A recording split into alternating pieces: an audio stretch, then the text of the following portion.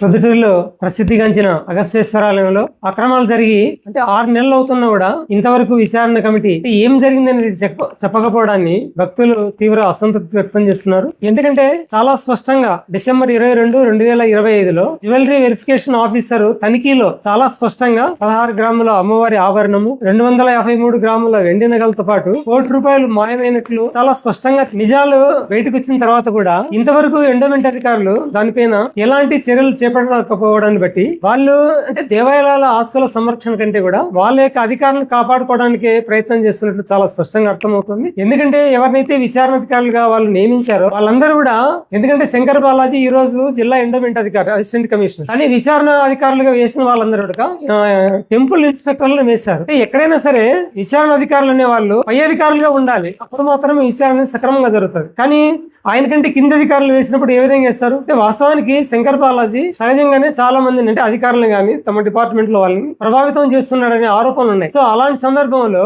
అతని కంటే ఉన్నతాధికారులు అంటే డిప్యూటీ కమిషనర్ గాని లేదంటే రీజనల్ జాయింట్ కమిషనర్ లాంటి స్థాయి అధికారులు వేసి విచారణ జరిపి ఉండాల్సింది. కానీ ఇంతవరకు అది చేయలేదు. కొన్ని వచ్చిన వాళ్ళని కూడా సక్రమంగా చేశారంటే వాళ్ళు అది కూడా చేయలేదు. వచ్చినారు, ఒక రోజు ఏమో 3 వచ్చినారు, ఒకసారేమో ఈవో, తర్వాత అక్కడ ఉన్న గుమస్తా అందుబాటులో లేరన్నారు. తర్వాత వాళ్ళు ఏమన్నారు, ఏప్రిల్ 30 నాటికి విచారణ పూర్తి చేస్తామన్నారు. దాదాపుగా ఈ రోజు జూన్ 30 వస్తుంది, ఇంతవరకు ఏమి లేదు. రికార్డులు తీసుకెళ్లారు, విచారణ దాదాపు 80% పూర్తయింది అన్నారు. కానీ ఏమైంది అసలు విచారణ అంటే? ఎందుకంటే రేపు రాబోయే రోజుల్లో దేవాలయాలకు ఎవరైనా భక్తులు కానుకలు సమర్పించాలన్నట్లయితే ఏ విధంగా మీరు విశ్వాసం కల్పిస్తారు అంటే, మనం వేసిన కానుకలకు రక్షణ లేదనే భావన ఎప్పుడైతే వాళ్ళలో నిర్మాణం అవుతుందో అప్పుడు ఎందుకు వేస్తారు వాళ్ళు? అంటే ఈ రోజు ఎండోమెంట్ శాఖ అనేది ఆస్తుల సంరక్షణ లేదంటే భక్తులు సమర్పిస్తున్న కానుకలను సంరక్షించడానికి ఉన్నారా, లేకుంటే మీతో పాటు పనిచేస్తున్న అధికారులను కాపాడడానికి ఉన్నారనేది ఈరోజు స్పష్టం చేయాల్సిన అవసరం ఉన్నది. ఎందుకంటే భక్తుల మనోభావాలను దెబ్బతీసే విధంగా ఇంత పక్కాగా అంటే ప్రత్యక్షంగా కనిపిస్తున్నప్పుడు కూడా అక్రమాలు జరిగాయని చాలా స్పష్టంగా ఆధారాలు ఉన్నప్పుడు కూడా మీరు ఇంతవరకు వాళ్ళపైన ఎటువంటి చర్యలు తీసుకోలేదంటే ఇది స్పష్టంగా అర్థమవుతుంది. కాబట్టి ఎండోమెంట్ శాఖలో ఎలాంటి అవినీతి జరిగినా కూడా పై అధికారులు వాళ్ళపైన చర్యలు తీసుకోరనే భావన ఈ రోజు భక్తుల్లో నిర్మాణం అయింది. ఇది సరైనది కాదు. ఇది దేవాలయ వ్యవస్థ దెబ్బతీసడానికి అవకాశం ఉంది. కాబట్టి ఇప్పటికైనా సరే మేము డిమాండ్ చేస్తున్నది ఏమిటి, దేవాలయాల సంరక్షణ సమితి మీరు వేసిన కమిటీ నిర్ధారణ కమిటీ ఇంతవరకు ఏం నిజాలు చెప్పకపోవడం ఒకటి. రెండోది, మేమేమంటున్నాం అంటే దీని విషయంలో నిజాలు నిగ్గు తేలాలన్నట్లయితే విజిలెన్స్ ఎన్ఫోర్స్మెంట్ వారితో మీరు విచారణ జరిపించినట్లయితేనే అవి నిజాలు అనేది బయటకు వస్తాయి, భక్తుల్లో విశ్వాసం పెరుగుతుంది. కాబట్టి కేవలం మీరు మీ యొక్క ఒక 2-3 అధికారులను కాపాడడానికి చేసే ప్రయత్నం కంటే దేవాలయ వ్యవస్థను కాపాడడం అనేది చాలా ముఖ్యం. ఎందుకంటే ఎండోమెంట్ శాఖను ఏర్పాటు చేసిందే దేవాలయాల యొక్క ప్రతిష్టను గానీ ఆస్తుల పరిరక్షణ కోసం గానీ కాపాడడానికి.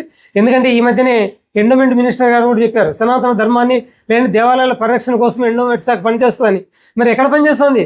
ఇక్కడ ఇంత దారుణంగా ఇంత స్పష్టంగా అక్రమాలు జరిగినట్లు ఆరోపణలు ఆధారాలు ఉన్నప్పుడు కూడా మీరు ఏం చేయలేదంటే మీరు ఏ విధంగా సనాతన ధర్మాన్ని దేవాలయాలను కాపాడతారని ఇవాళ దేవాలయాల సంరక్షణ సమితి ఎండోమెంట్ శాఖను ప్రభుత్వాన్ని మనం ప్రశ్నిస్తున్నాము. కాబట్టి రాబోయే రోజుల్లో తప్పనిసరిగా మీరు ఈ దేవాలయ వ్యవస్థను కాపాడాలన్నట్లయితే శివాలయంలో ఏవైతే అక్రమాలు జరిగాయో వాటి పట్ల ఈ యొక్క ఏదైతే మీరు మీ యొక్క దేవాలయ శాఖ నుంచి కాకుండా బయట నుంచి విజిలెన్స్ ఎన్ఫోర్స్మెంట్ వాళ్ళతో విచారణ జరిపించినట్లయితే వాస్తవాలు బయటకు వస్తాయి. అప్పుడు మాత్రమే మీ యొక్క నిజాయితీని మీరు ప్రజలకు లేదా భక్తులకు తెలియజేయాలన్నట్లయితే తప్పనిసరిగా ఒక నిజాయితీ గల అధికారులతో ఉన్నతాధికారులతో విచారణ జరిపించి వీటన్నిటిని కూడా నిగ్గు తేల్చాలని దేవాలయ సంరక్షణ సమితి కోరుతుంది. దాదాపుగా శివాలయంలో 6 నెలలు అయింది ఇది జరిగే అవినీతి జరిగిన అన్ని సాక్ష్యాలు ఉన్నా గానీ సార్ చెప్పిన విధంగా ఎటువంటి చర్యలు తీసుకోలేదు. అదే విధంగా మేము శివాలయం ఎదురుగా ధర్నా కూడా చేశాం. ఈ సమస్య మీద ధర్నా చేసినా గానీ ఎటువంటి స్పందన లేదు. ఆయన దేవాదాయ మినిస్టర్ గారికి ఆనం నారాయణ రెడ్డి గారికి ఈ సమస్య పూర్తిగా చెప్పడం జరిగింది. అయినా గానీ ఎటువంటి చర్యలు లేదు. ఏప్రిల్ 30 తేదీకి కమిటీ నిజ నిర్ధారణ చేసి మీకు ఒక రిపోర్ట్ ఇస్తాము, భక్తులకు తెలియజేస్తాము పత్రికా వినోభంగా అని చెప్పారు. కానీ అది జరగలేదు. దాని మీద మీరు ఏం చేస్తే మేము చేస్తారో అర్థం కావట్లేదు. మనం ఎంతగా గవర్నమెంట్ మీద ఎండోమెంట్ మీద మనం ప్రెజర్ పెడుతున్నా గానీ దానికి తగ్గట్టు అడుగులు పడడం లేదు. ఆయనకు ప్రమోషన్స్ ఇస్తూ ఆయన అందరం ఎక్కిస్తానే ఉన్నారు. కానీ దేవాలయం చట్టం ఎండోమెంట్ మనం భక్తుల విశ్వాసాన్ని కోల్పోతా ఉంది అనేది మా ముఖ్య ఉద్దేశం. దీన్ని మీరు ఇదే విధంగా కొనసాగిస్తే మన కడప జిల్లా లెవెల్లో ఒక రోజు కలెక్టర్ ఆఫీస్ గారి దగ్గర మేము నిరసన గట్టిగా వ్యక్తం చేయడానికి ప్రయత్నం చేస్తున్నాం. జై శ్రీరామ్, జై శ్రీరామ్. ఈ సందర్భంగా నేను ఒక చిన్న విన్నపం చేయాలనుకుంటున్నాను. ఇప్పుడు ఇది వెలుగులోకి వచ్చింది, వెలుగులోకి రానివన్నీ ఉన్నాయి. ఇలాంటి చర్యలు ఆపేదానికి మనం ఏం చేయాలి అనేది ఫస్ట్ ఒకటి ఆలోచించాలి. ఎందుకు ట్రాన్స్పరెన్సీ ఉండదు? ఏ దేవాలయం కైనా కూడా ఎంత ఆస్తులు ఉన్నాయి అనేది అన్ని పబ్లిసిటీ చేయాలి. ప్లస్ ఆన్లైన్ ట్రాన్సాక్షన్స్ అనేది ఉండాలి అనేది ఈ సందర్భంగా అందరినీ నేను కోరుకుంటూ ఉన్నాను. ఎందుకంటే మనకి ఏం జరుగుతుందో ఏ దేవాలయంలో ఇంత 6 నెలల నుంచి పోరాటం ఒక దేవాలయం మీద చేస్తూ ఉంటే కూడా మనకు రిజల్ట్ రాకపోతే రేపు భవిష్యత్తులో జరిగినవి ఎన్నో వెలుగులోకి రానే దాని గురించి కూడా మనకందరికీ తెలియాలి. కాబట్టి ఈ ట్రాన్స్పరెన్సీ అనేది, అకౌంట్ ట్రాన్స్పరెన్సీ అనేది మనకు అందరికీ ఉండాలనేది ఈ సందర్భంగా అందరినీ కోరుకుంటూ ఉన్నాను. మీ వివాహాది శుభకార్యములకు, పుట్టిన రోజులకు, మీటింగులకు అత్యాధునిక సదుపాయాలతో ప్రొద్దుటూరు వాసవి సర్కిల్ వద్ద నుంచి అతి సమీపాన మీకు అందుబాటు ధరలలో happy banquet AC function hall మీకు స్వాగతం పలుకుతుంది. మా ఫంక్షన్ హాల్ నందు వంట సామాగ్రి మరియు విశాలమైన కార్ పార్కింగ్, అతి తక్కువ మెయింటెనెన్స్ ఖర్చుతో ఏ ఫంక్షన్ అయినా మా happy banquet AC function hall నందు జరుపుకొని ఆనందాన్ని పొందండి. బుకింగ్ కొరకు సంప్రదించండి.